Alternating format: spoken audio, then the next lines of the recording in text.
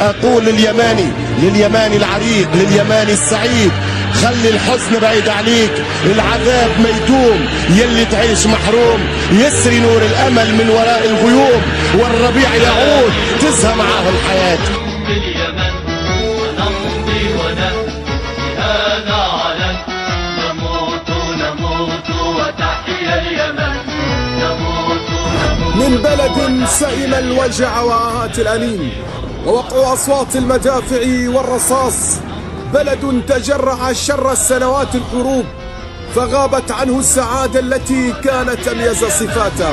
نموت وتحيا اليمن، بلادي وروحي وأمي اليمن، سنمضي ونهتف بهذا علن، نموت وتحيا اليمن، بسمة ينتظرها وفرحة يتوق من أجلها، تنسي أهله ولو جزءا من المعاناة، وتبصر ضوءا فيه فرح في آخر نفق البؤس والحرب والظلم.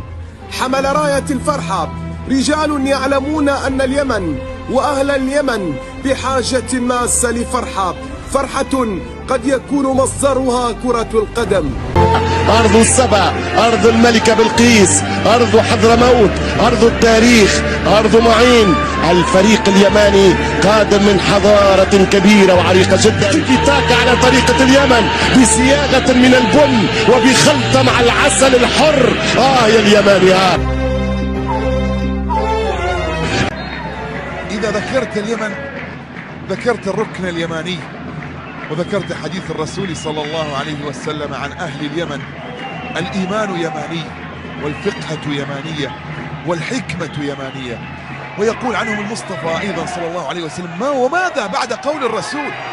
ألين قلوب أهل الجزيرة وأشدهم. ومتى سنفرح؟ ولكن لا تبكوا يا أسود، لأن دموعكم غالية. لا تبكوا لأننا مللنا من البكاء، لا تبكوا لأننا نحن من نصنع البطولات، ولأن هنالك أمة خلفكم. قفوا يا رجال، ماذا أصابكم؟